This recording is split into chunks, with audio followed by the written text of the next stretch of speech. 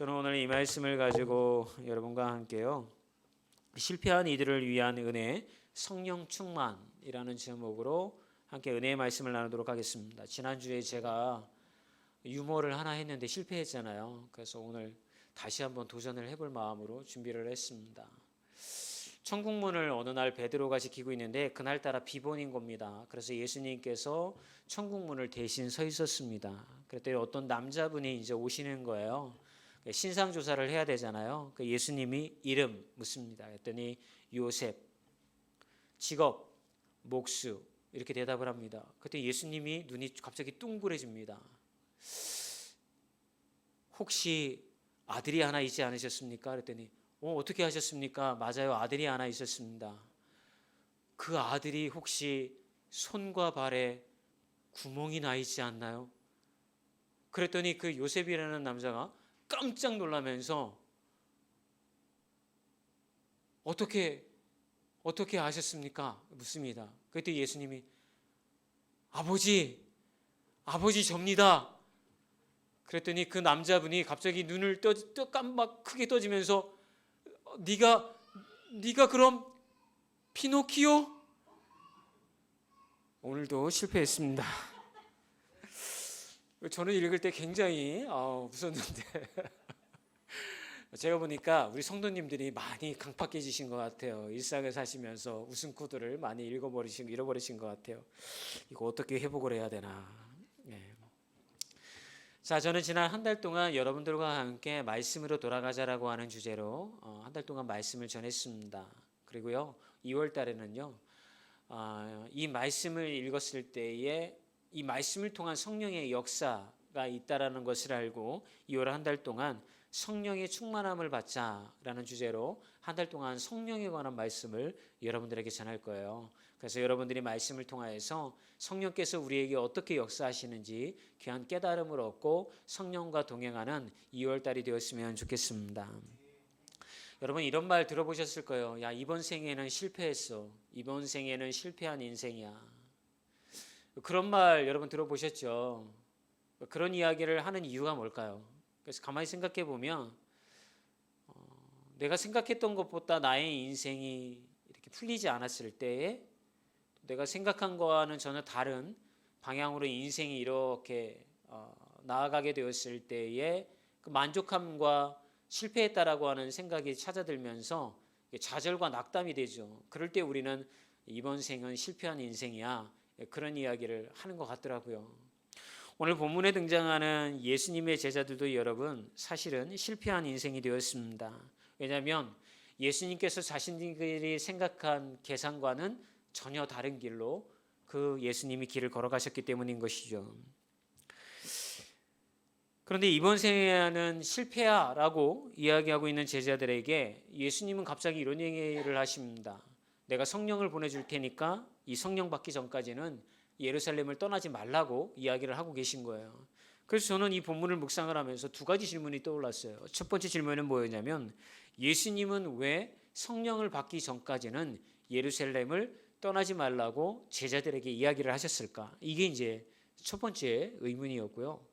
두 번째 이제 질문은 뭐였고 의문이 뭐였냐면 도대체 성령이 뭐길래? 도대체 성령이라고 하는 게 무엇이기에 자신들의 인생이 실패했다고 느끼는 그런 제자들에게 예수님이 보내신 걸까 대신 그런 질문이 떠올랐어요. 그래서 오늘은 이런 질문을 가지고 성령에 대해서 한번 알아보도록 하겠습니다. 첫 번째, 왜 예수님은 제자들에게 성령 받기 전까지는 예루살렘을 떠나지 말라고 말씀하셨을까요? 성령은 여러분 처절하게 실패한 이들, 인간적으로 회복의 가능성이 없는 이들을 회복시키는 은혜이기 때문에 그런 것입니다. 우리 말씀 볼까요? 사도행전 1장 4절과 13절 14절 말씀을 함께 읽도록 하겠습니다. 그들과 함께 모였을 때 예수께서 이렇게 명령하셨습니다. 예루살렘을 떠나지 말고 너희가 내게 들은 대로 내 아버지가 약속하신 선물을 기다리라. 그들은 예루살렘 안으로 들어와서 자기들이 묵고 있던 다락방으로 올라갔습니다. 그들은 모두 그곳에 모인 여자들과 예수의 어머니 마리아와 예수의 동생들과 함께 한 마음으로 기도에 전념하고 있었습니다. 그 무렵 모인 사람들이 약 120명쯤 됐는데, 여러분, 마가의 다락방에 모였던 사람들은 두려움에 떨고 있었어요. 왜냐하면 이미 예수님을 죽였던 종기 지도자들이요, 예수님을 추종하고 따랐던 제자들도 다 감옥에 집어넣거나 죽이기로 마음을 먹었기 때문에 그런 것이었죠. 이제 남은 사람들의 생각과 마음은 어땠을까요, 여러분? 그토록 따랐던 예수님이 부활하셨기는 하셨지만 하늘로 올라가셨고 그들만 이 땅에 남아 있는 거예요.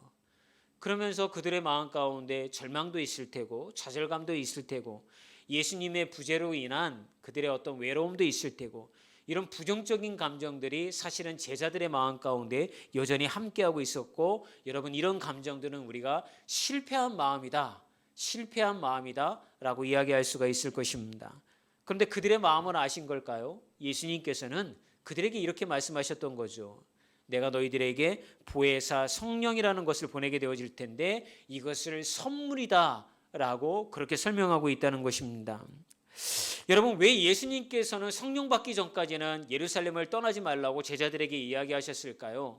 그 이유는 여러분, 성령이 연약하고 무너지고 좌절한 자들을 살리는 것이기 때문에 그런 것입니다.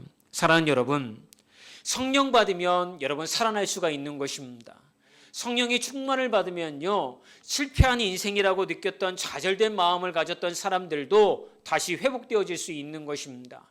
희망 보이지 아니하고 아무것도 없어서 낙심하고 낭망한 마음 가지고 있는 인생도 성령의 충만함을 받으면 그 인생이, 자신의 인생을 바라보는 눈이 바뀌어지게 되어지고 그 인생을 통하여 하나님께서 어떤 길로 인도해 가실 것인지를 소망을 가지고 바라보게 되어진다라고 하는 것입니다. 그래서 저는 사랑하는 여러분, 마가의 다락방에 모였던 예수님의 제자들처럼 혹시 여러분들이 낭망하고 좌절하고 내 인생은 실패한 인생이야, 내 인생은 이렇게 마무리되는 것 같아 라고 희망을 잃어버린 인생이라고 한다면 저는 여러분들이 성령의 충만함을 받으시기를 주님의 이름으로 축원합니다.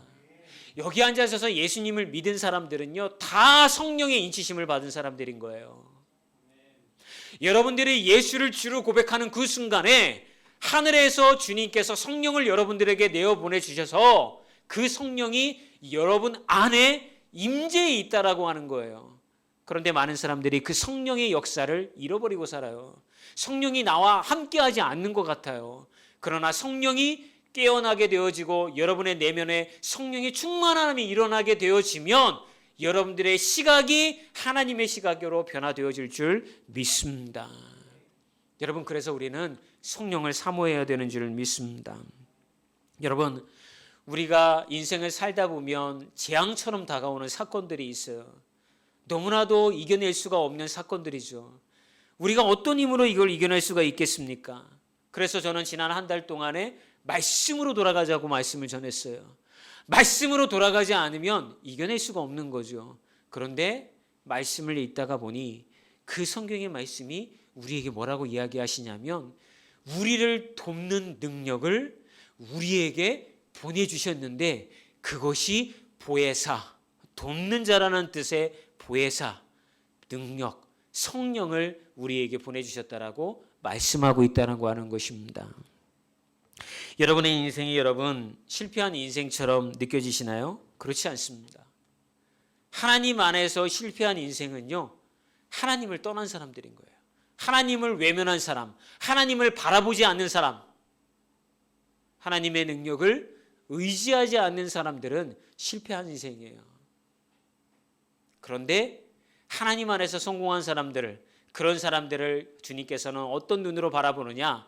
하나님을 의지하고 하나님과 늘 동행하려고 하고 하나님의 품을 떠나지 않으려고 하는 자들은 하나님 안에서 성공한 자라고 주님은 이야기하고 계시다라고 하는 것입니다. 성경에서요, 실패한 인생을 살다가 하나님이 주신 힘으로 주님의 이름을 감당한 사람을 찾아보면 대표적인 사람이 여러분 모세라고 하는 사람입니다. 여러분 잘 아시는 것처럼 모세는 이집트의 왕국에서 40년 동안 왕자로서 모든 것을 누렸습니다. 그리고 나서 나이 40살이 되었을 때에 그는 도망자 신세가 되었습니다. 그리고 나머지 40년, 80세가 될 동안 40년을요 광야에서 누추한 양치기로 살았습니다. 여러분, 모세의 마음이 어땠을까요? 야, 내가 40살 동안은 왕자로서 그래도 제법 잘 나가는 인생이었는데 내가 인생의 후반부 나머지 40년은 이렇게 광야에서 양이나 치면서 이렇게 누추하게 살아가고 있구나. 내 인생은 실패한 인생이구나. 이런 마음 찾아오지 않았을까요? 그런데 어느 날 하나님께서 불타는 떨기나무를 통하여서 모세를 찾아오죠. 그리고 모세를 만나 주시죠. 그 시간을 통하여서 모세의 시각이 바뀌게 되어집니다. 내가 광야에서 보냈던 40년의 시간이 결코 누추한 목동의 시간이 아니라 하나님이 지난 40년 동안 왕궁에서 물들었던 나 중심, 나를 사랑했던 마음의 색깔들을, 그 색깔을 다 빼는 시간이었구나. 하나님의 자녀로 회복시키는 시간이었구나. 하나님의 자녀로 만들어가는 연단의 시간이었구나 라는 것을 모세는 깨닫게 되어졌다라고 하는 거예요. 여러분, 여러분의 인생도 마찬가지인 거예요. 고난 만날 수 있고 어려움 만날 수 있습니다. 그런데 우리가 하나님을 만나게 되어지면요, 성령을 만나게 되어지면요, 우리의 눈이 바뀌어져서 그 고난이 고난으로 끝나지는 것이 아니라 하나님의 자녀로 나를 만들어가고 성장시키기 위하여서 우리 주님께서 고난 가운데 나를 담금질하는 시간들이었구나 라는 것이 내 마음 가운데 깨달아지는 게 되어진다는 거예요. 그러므로 사랑하는 여러분, 여러분의 삶에 어려움 만나게 되었을 때 그 순간에 좌절하지 마시고 성령의 충만함을 받아서 여러분의 고난의 시간을 하나님의 연단의 시간으로 바라보는 분들이 되어지시기를 주님의 이름으로 축원합니다. 사도행전 1장 8절에 보면요, 주님께서는 이렇게 말씀하고 계세요. 함께 읽어볼까요? 오직 성령이 너희에게 임하시면 너희가 권능을 받고 온 유대와 사마리아와 땅끝까지 이르러 내 증인이 되리라. 성령이 임재한 자들에게는요, 주님의 권능이 함께한다라고 그랬어요. 그 힘이 여러분들을 살리는 것인 줄 믿습니다. 여러분 혼자 이겨내려고 하지 마세요.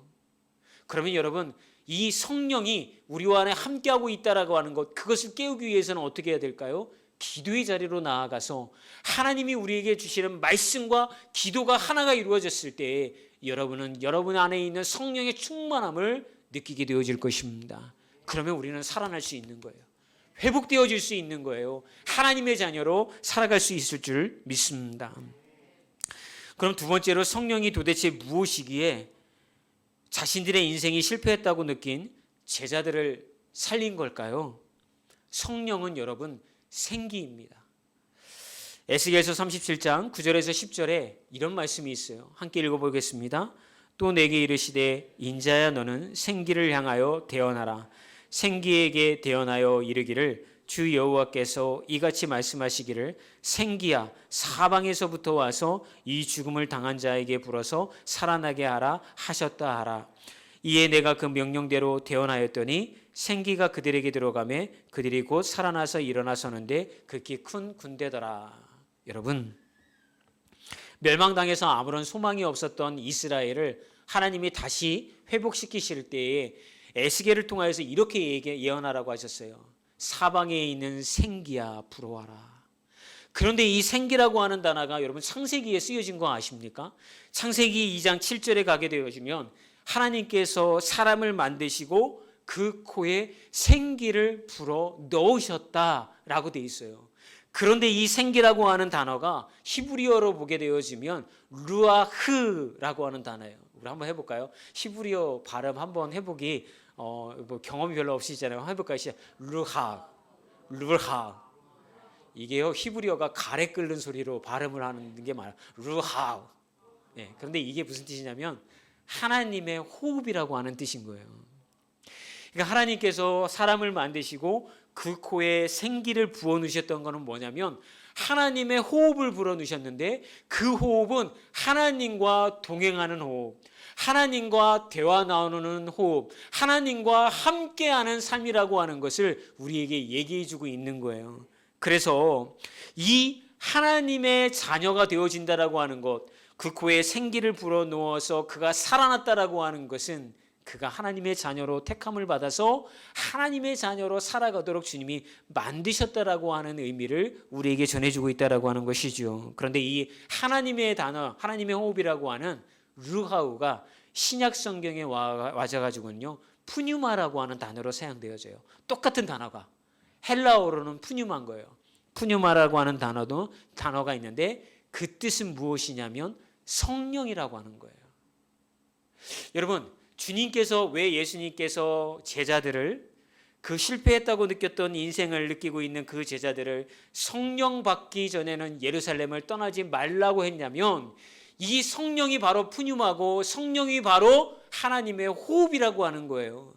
너희들이 하나님의 호흡이 너희들 가운데 임재했을 때 좌절하고 낙담하고 실패한 인생이라고 느꼈던 너희들의 인생이 다시 해석되어지면서 너희들을 살리는 그 푸뉴마, 성령의 능력이 너희들을 인도해 갈 것이고 너희들을 살릴 것이다라고 하는 말씀을 그들에게 알려주셨던 거예요. 그래서 예루살렘을 떠나지 말라고 했다라고 하는 것을 우리는 알게 되어집니다.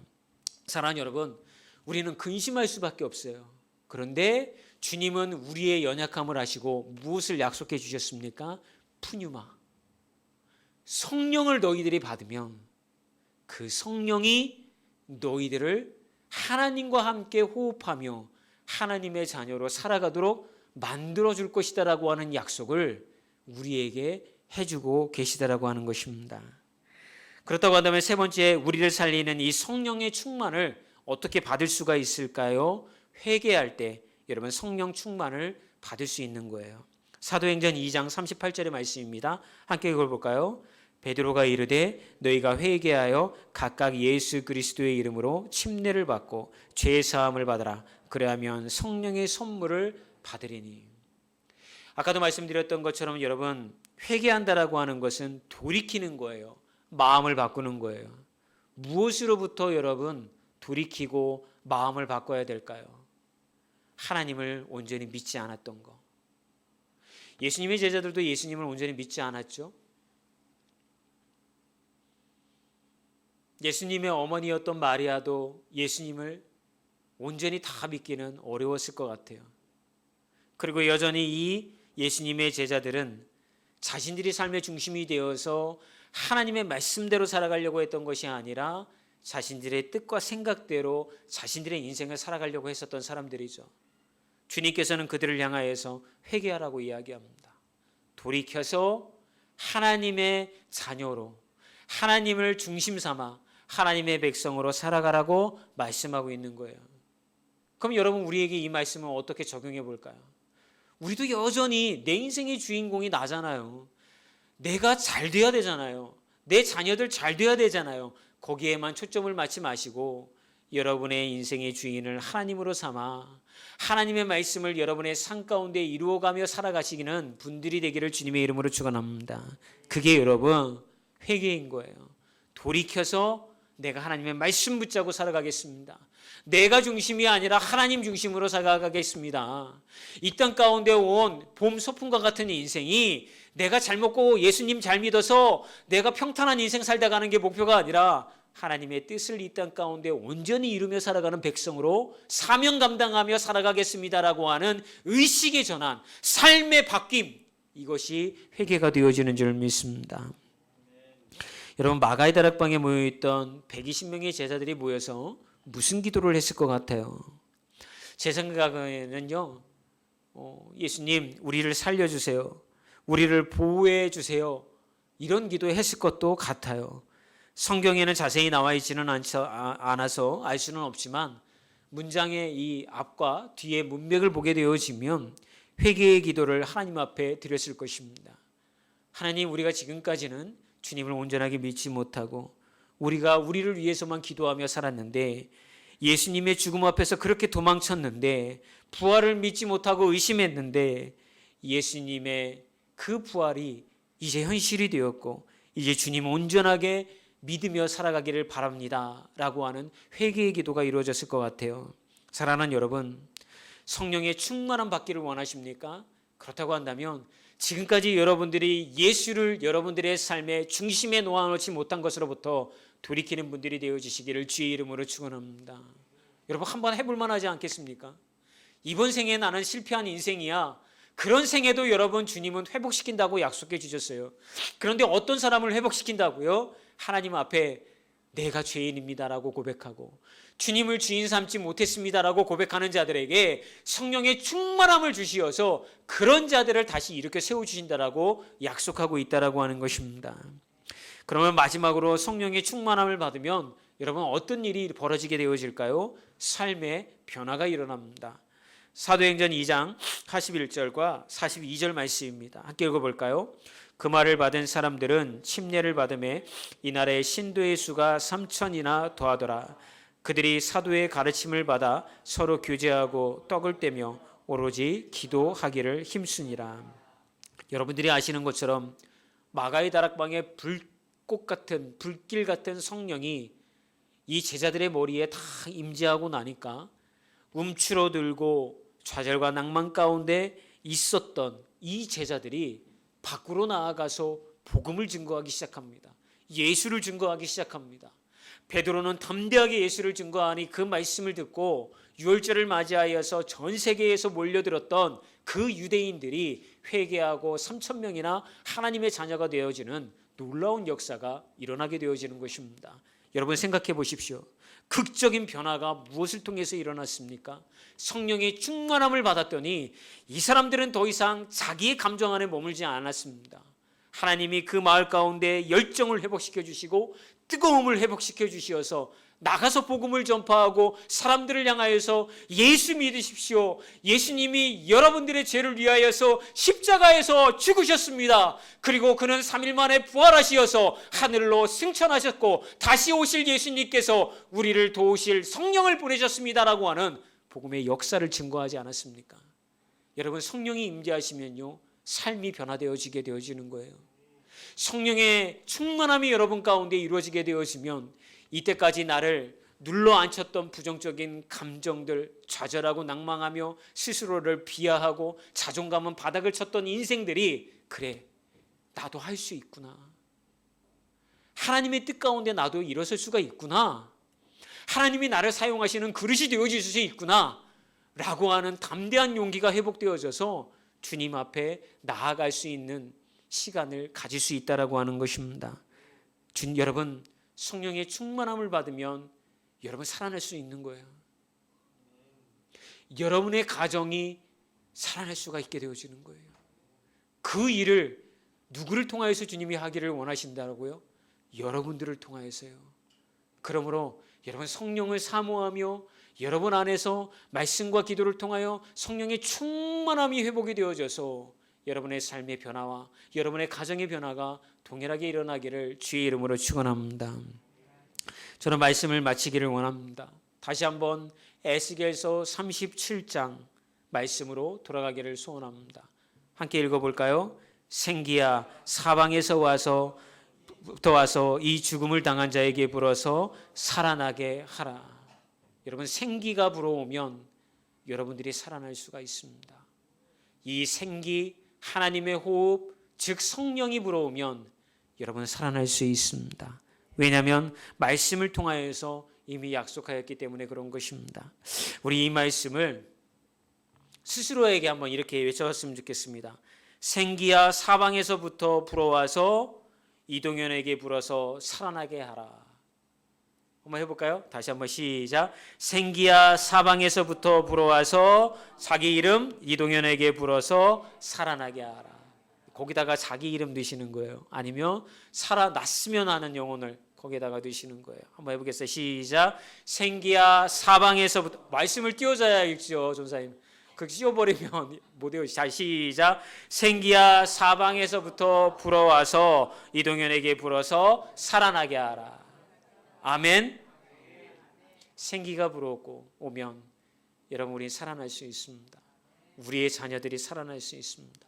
그 소망으로 성령을 사모하는 분들이 되시기를 주의 이름으로 축원합니다.